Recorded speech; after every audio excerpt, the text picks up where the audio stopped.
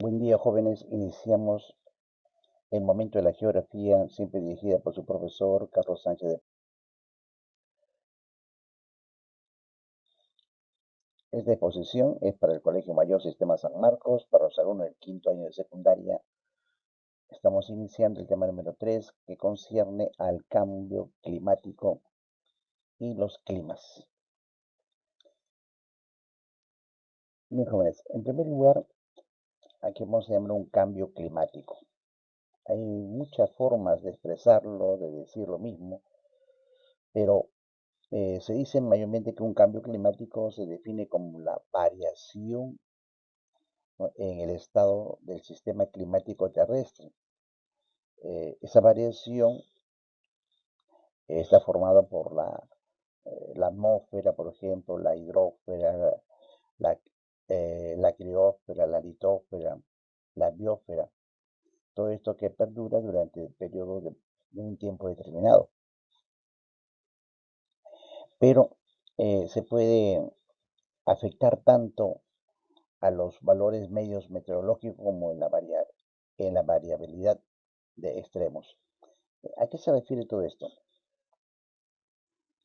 Quiere decir que hay un cambio en todo lo que es la parte meteorológica general. Y, por ejemplo, lo que viene a ser los elementos que conforman el clima son afectados eh, en una forma a veces parcial y que de una u otra manera va a intervenir en un cambio en sí en el clima. Nosotros podemos tomarlo de esa forma, ¿no? Pero a veces conviene que en palabras, eh, preferible a veces ir a un concepto quizás más oficial. A ver, vamos a ver, por ejemplo, a ver, eh, el grupo intergubernamental de expertos sobre el cambio climático, ellos, por ejemplo, ¿no? ¿Qué opinan? Ellos definen y han publicado su definición con respecto al cambio climático. Para ellos, el cambio climático es cualquier alteración del clima ocasionado por la variabilidad natural o la actividad humana. Así, repito, para ellos el cambio climático es cualquier alteración del clima ocasionada por la variabilidad natural o a la actividad humana. Para ellos así definen el cambio climático. Podemos también mencionar, por ejemplo, la Convención Marco de las Naciones Unidas sobre el Cambio Climático. Tiene una definición un poco más amplia. Ellos nos dicen, recuerden, la Convención Marco de las Naciones Unidas sobre el Cambio Climático nos dice: se entiende por cambio climático al cambio de clima atribuido directa o indirectamente a la actividad humana que altera la composición de la atmósfera mundial y que se suma a la variabilidad natural del clima observada durante periodos de tiempos comparables. Entonces, esa es la definición que da, pues, en este caso, la Convención Marco de las Naciones Unidas sobre el cambio climático. En general, podemos decir, ¿no?, que el cambio climático es un fenómeno provocado por el calentamiento global, el cual a su vez es producido por el exceso de gases de efecto invernadero. Ahora, cuando hablamos de esas palabritas que hay que definir, por ejemplo, dicen calentamiento global.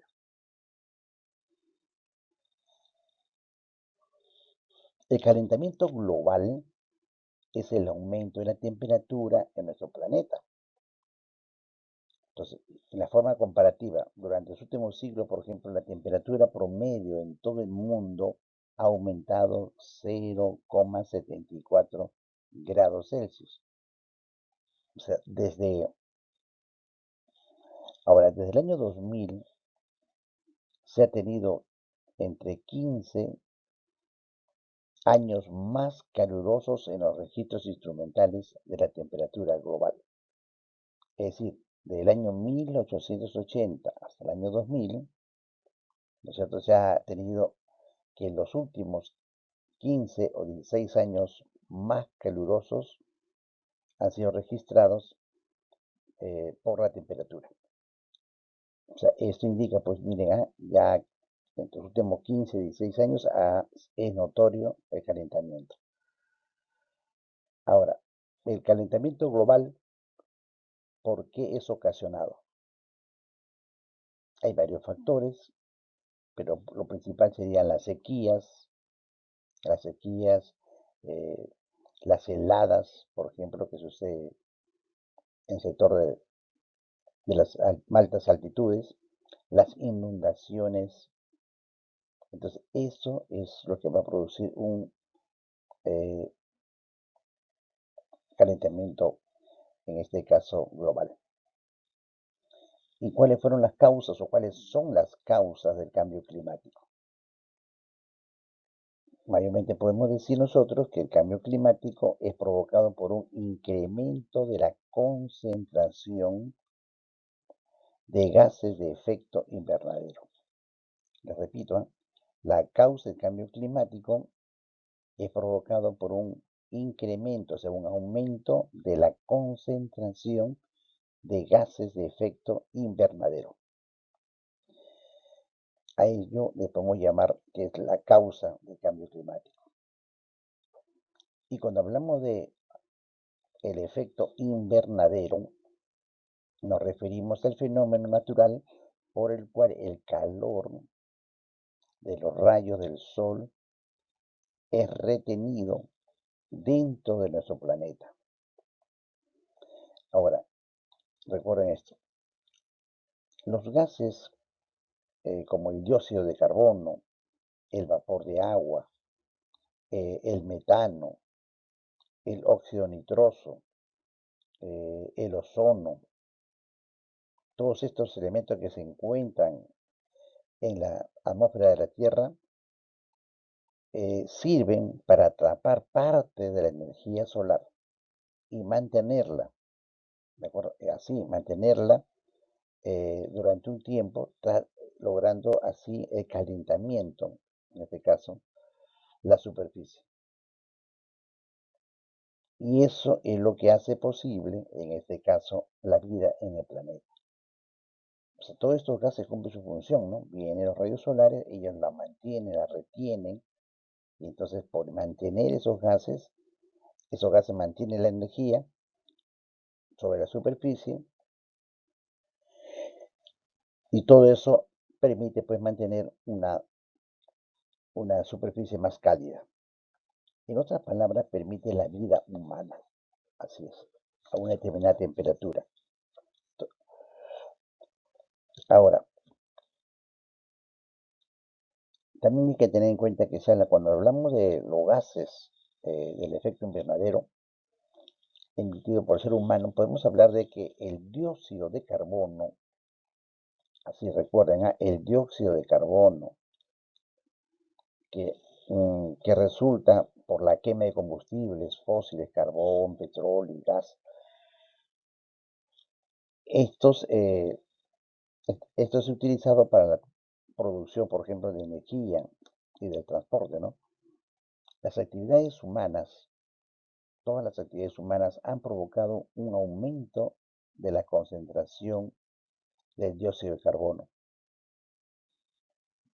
Entonces, y esto se va a deber fundamentalmente, repito, al uso de combustibles fósiles, así le llaman, combustibles fósiles, que se ve en el cambio de la Tierra. Ahora, la acumulación de los gases, en este caso,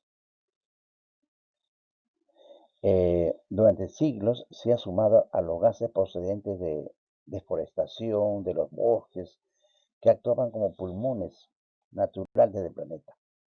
Por eso, según cifras de la Organización de las Naciones Unidas para la Agricultura y la Alimentación, que es la FAO, todos los años se pierde unos 13 millones de hectáreas de bosques en todo el mundo. Pero aquí la mayor parte de eso es en las zonas tropicales. Ese es el informe que nos da la FAO. Ahora,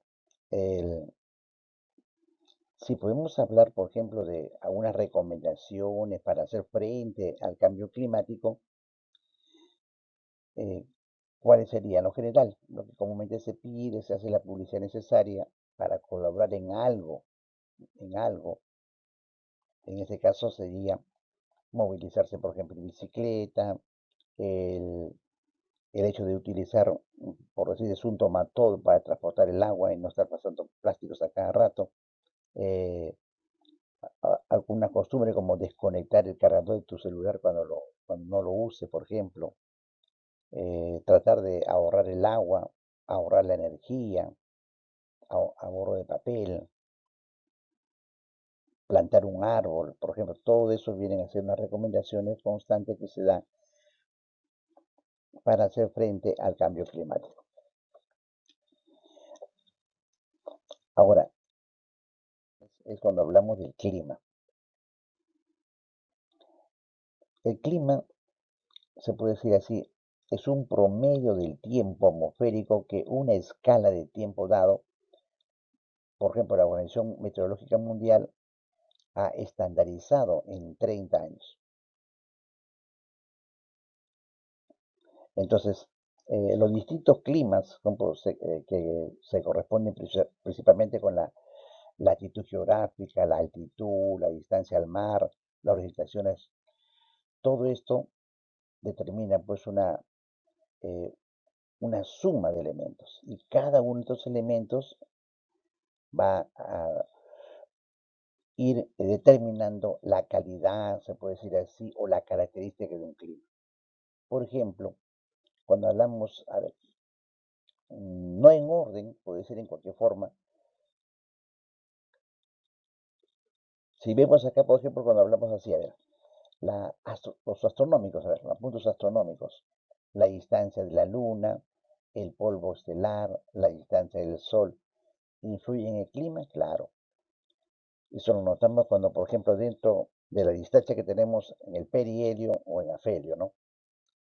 El movimiento de revolución que hace la Tierra alrededor del Sol, cuando se está más cerca al Sol, el perihelio, entonces va a aumentar el calor en la Tierra, afecta el clima. Cuando se está más lejos en el afelio, los rayos solares pues llegan con menor intensidad, también afecta el clima. ¿Se dan cuenta? Entonces, eso se habla con la cercanía, ¿no?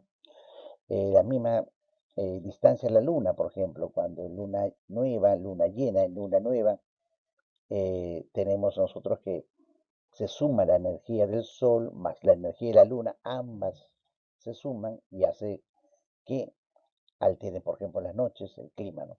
Una alteración. Sucede con esto el aumento del mar, o sea, el mismo aumento de lo que sea marea alta. Entonces, todo eso va a alterar también la parte del clima.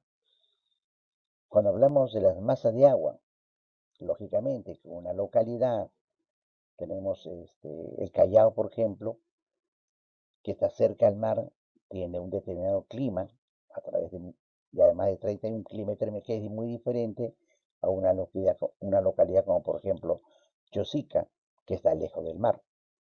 ¿Se dan cuenta? Entonces en Chosica no llegan las brisas del mar como si llegan al Callao, y eso altera el clima. Entonces, eso en cuanto a las masas de agua, por ejemplo. Otro punto, actividad volcánica. ¿A qué se refiere?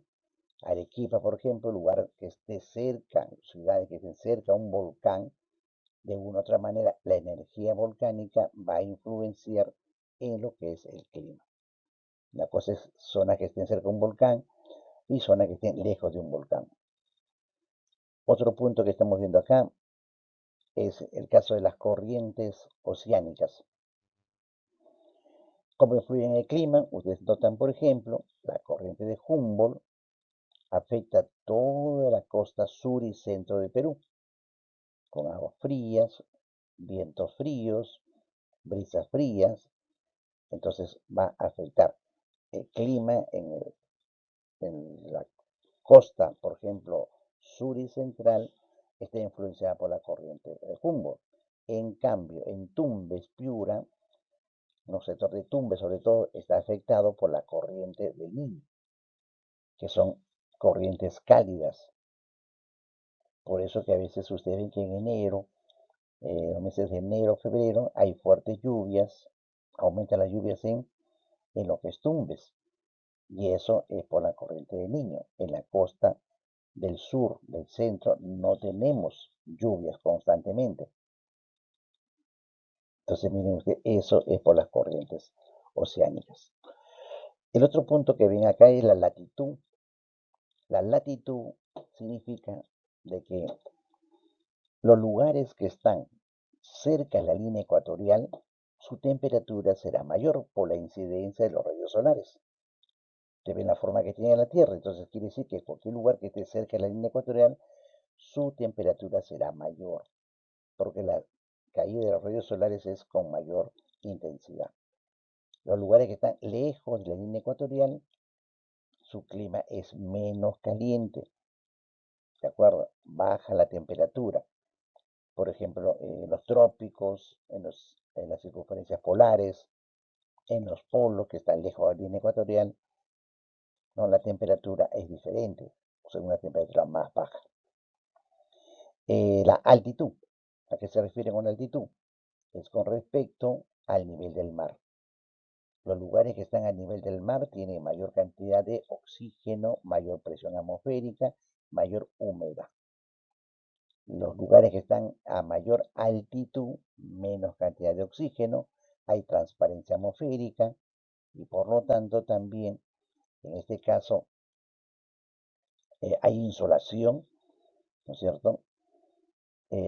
Hay disminución de la humedad atmosférica, entonces el clima en esos lugares también es diferente.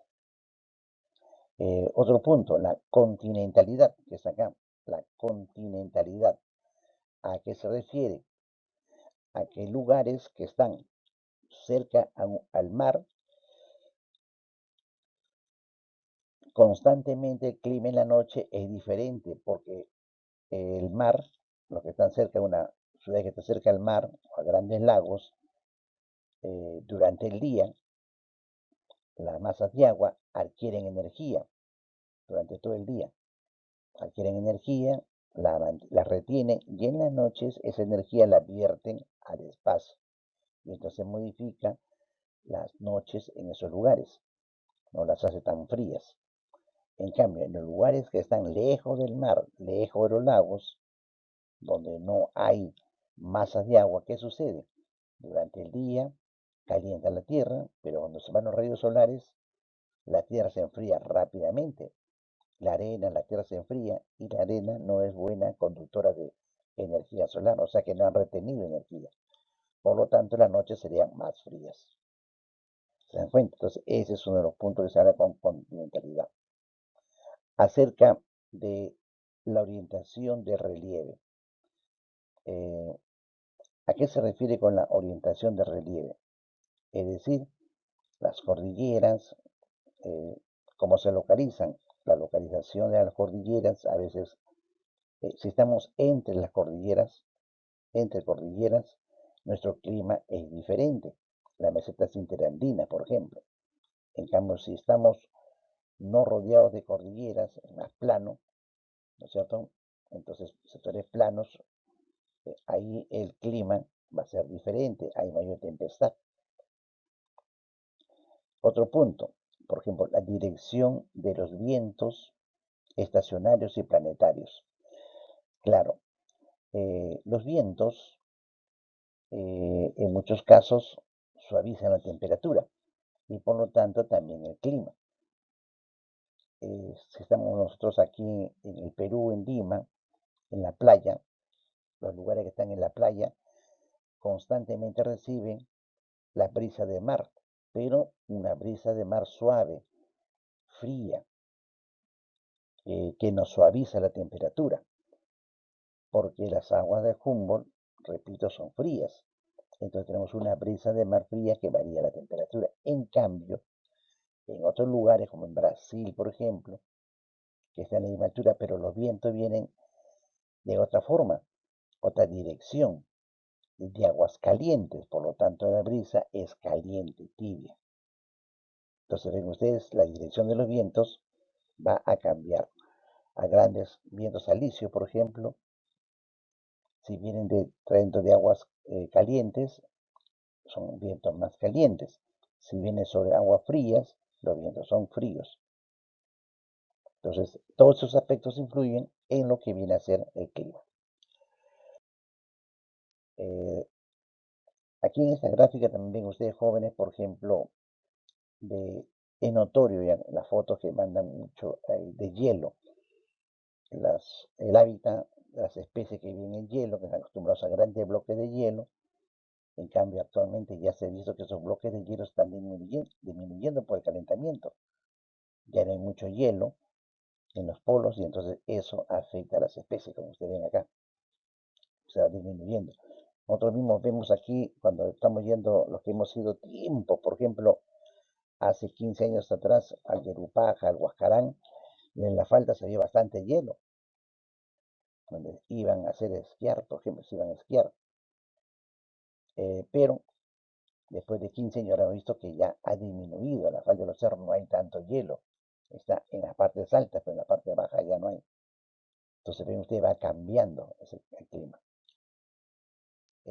Otro punto que notamos a veces en centros, que hay bastantes fábricas, uno observa, como ustedes ven aquí en la práctica, hacen fábricas, centros mineros, quema de combustible, miren ustedes la cantidad, en este caso, de humo, como se puede decir comúnmente, que se desplaza hacia la atmósfera, que también ha sido visto que influye pues en el clima.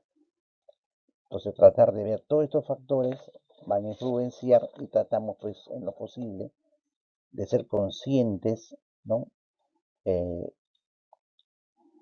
lo que estamos, en la etapa que estamos viviendo y cómo conservar nuestro planeta. En conclusión, jóvenes, digamos, los científicos, las instituciones científicas, al final han llegado a determinar entre el 97 al 100%, ellos están de acuerdo en consenso, que el actual calentamiento es principalmente antrópico. ¿Y qué significa que es antrópico? Es causado por el ser humano. A esa conclusión han llegado todos los científicos con respecto a esto. El calentamiento actual es principalmente antrópico, quiere decir causado por el ser humano en todas sus actividades industriales que hace, es lo que va a causar, en este caso, el calentamiento global. Eh, Esto ha sido ya evaluado por una serie de academias y sociedades científicas para tomar una salida, y es lo que toman los países a nivel internacional. Es la lucha que siempre que se unen las instituciones eh, que agrupan grandes países, se encuentran con ese dilema, ¿no? De qué manera aumentar la producción, aumentar la productividad. Con la alta tecnología se requiere pues la quema de combustible, ¿no? Las fábricas, las instituciones. Pero también cómo ponemos un alto a eso para conservar, ¿no? Nuestro clima ideal, conservar nuestro medio ambiente. Entonces, esa es la lucha que se dan constantemente las instituciones o los países cuando se reúnen. Y ahí viene la forma de que se toman medidas de protección del planeta, ¿no? Pero todo tiene que ser a nivel de un consenso en esa lucha, ¿no? Pero es bien contradictorio porque imaginen, no se pueden parar las industrias eh, mineras, las fundiciones, si se paralizan, imaginen ustedes ¿no? Va a detener los medios de producción, todo el sistema y la cadena económica, ¿no? Entonces, tampoco se puede decir que se pare, sino que más bien eh, formalizar los horarios o de qué manera se usa tecnología para evitar que se esté haciendo demasiado uso de combustible. En esa es la lucha que se está actualmente. Tomar un poco de conciencia de esa parte. Y por otro lado, también nosotros como humanos, tratar de, en lo mínimo, así que en lo mínimo, tratar de hacer, conservar nuestro medio ambiente. Bien, jóvenes, gracias por su atención.